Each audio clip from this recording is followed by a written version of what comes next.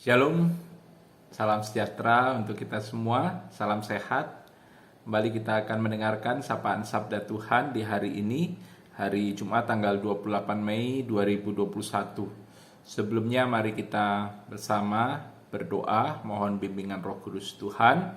Kami hendak mendengarkan firman-Mu, bimbing dan kuasai kami dengan Roh Kudus agar kami dapat mengerti, memahami firman Tuhan, dan mampu melakukannya dalam kehidupan sehari-hari. Kiranya firman Tuhan menjadi pedoman di sepanjang kehidupan kami, dan kami boleh berjalan seturut dengan firman-Mu.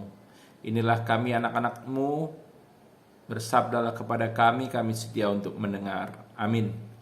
Bacaan Alkitab terambil dari Kisah Para Rasul pasal 4, ayatnya yang ke-5 sampai 12 yang mengatakan, pada keesokan harinya pemimpin-pemimpin Yahudi serta tua-tua dan ahli-ahli Taurat mengadakan sidang di Yerusalem dengan imam besar Hanas dan Kayafas, Yohanes dan Alexander dan semua orang lain yang termasuk keturunan imam besar.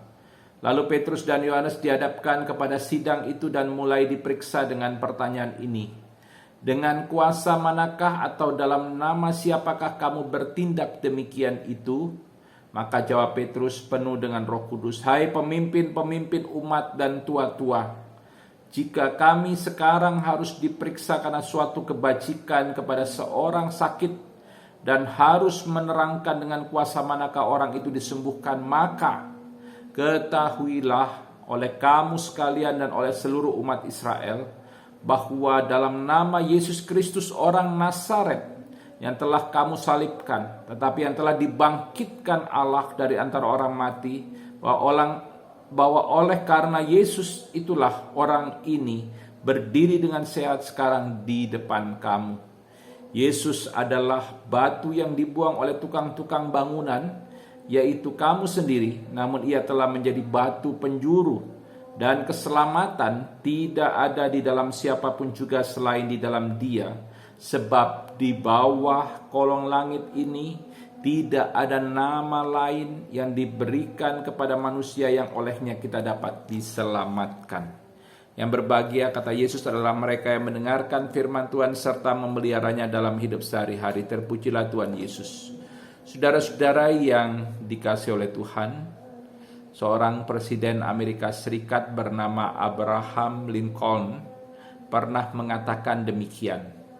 Setiap orang bisa tahan dengan kesengsaraan, tapi bila kau ingin mengetahui karakter seseorang, berilah ia kekuasaan. Perkataan atau pernyataan Abraham Lincoln ini mau mengingatkan kita betapa kekuasaan bisa menjadi ujian bagi karakter seseorang.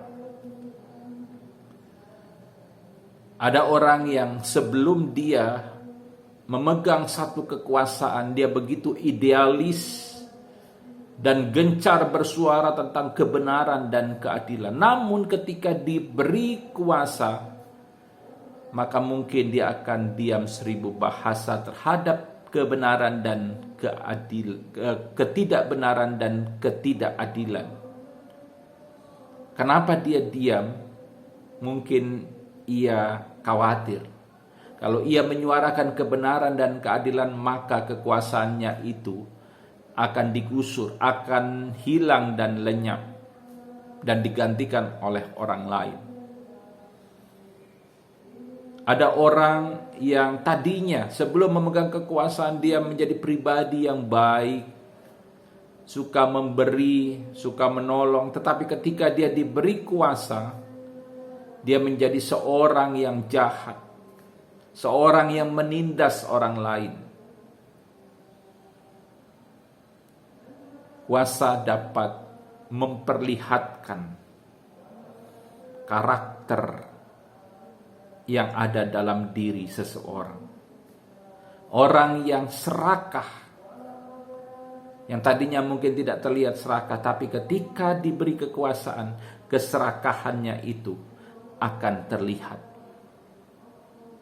Saudara-saudara yang dikasihi oleh Tuhan Yesus Kristus,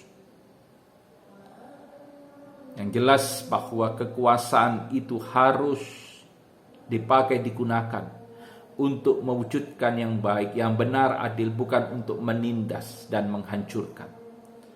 Bacaan Alkitab hari ini juga berbicara tentang kekuasaan. Lebih spesifik, bacaan Alkitab hari ini bicara tentang kuasa Allah. Petrus dan Yohanes diperhadapkan pada mahkamah agama atau Sanhedrin. Mereka harus mempertanggungjawabkan mujizat penyembuhan yang mereka lakukan bagi seorang yang lumpuh dari sejak lahirnya. Para tua-tua dan juga pemimpin umat Yahudi mempertanyakan dengan kuasa apa Yohanes dan Petrus menyembuhkan orang yang lumpuh dari sejak lahir itu. Dan Rasul Petrus dan Yohanes menjawab dengan tegas bahwa mereka menyembuhkan orang lumpuh itu dengan kuasa Allah.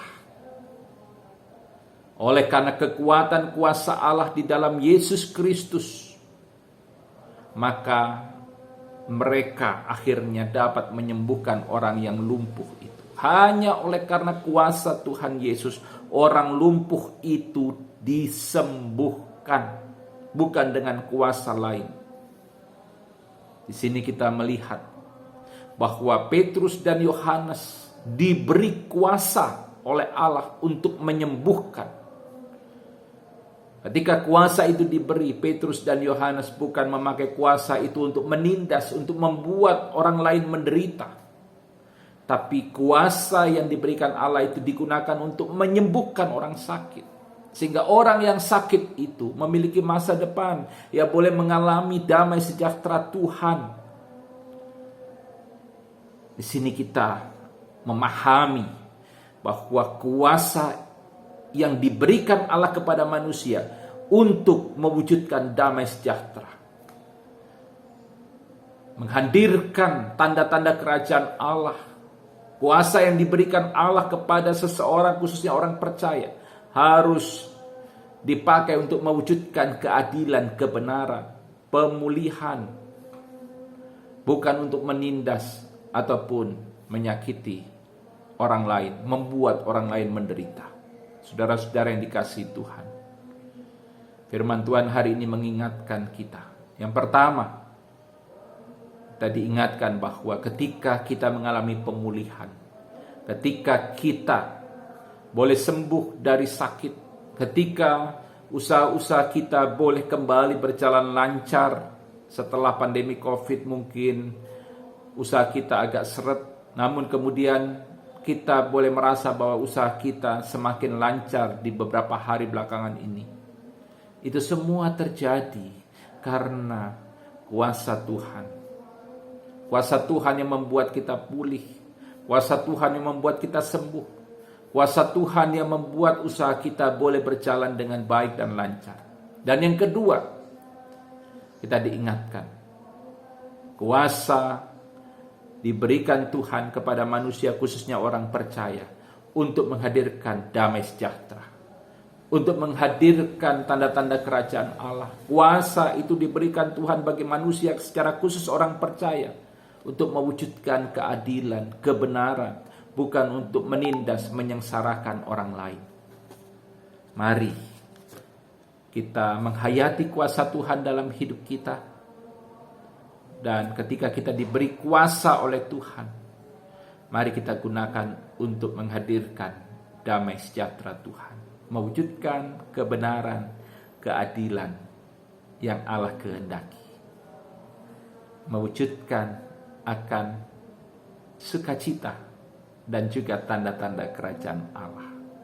Tuhan Yesus memberkati. Mari berdoa. Terima kasih Tuhan untuk firman yang sudah kami baca dan dengarkan. Kiranya firman ini tertanam dalam hati kami, berakar, bertumbuh, dan berbuah. Tuhan, tolong kami menjalani aktivitas di hari ini. Bagi yang sakit Tuhan sembuhkan, bagi yang berduka Tuhan hiburkan, bagi yang mengalami pergumulan Tuhan berikan kekuatan iman. Tuhan menjadi gembala yang baik. Tuhan menuntun menyertai kehidupan kami dari sekarang sampai selama-lamanya. Dalam nama Tuhan Yesus, Tuhan dan Juru Selamat kami berdoa. Amin. Selamat menjalani aktivitas hari ini, Tuhan memberkati.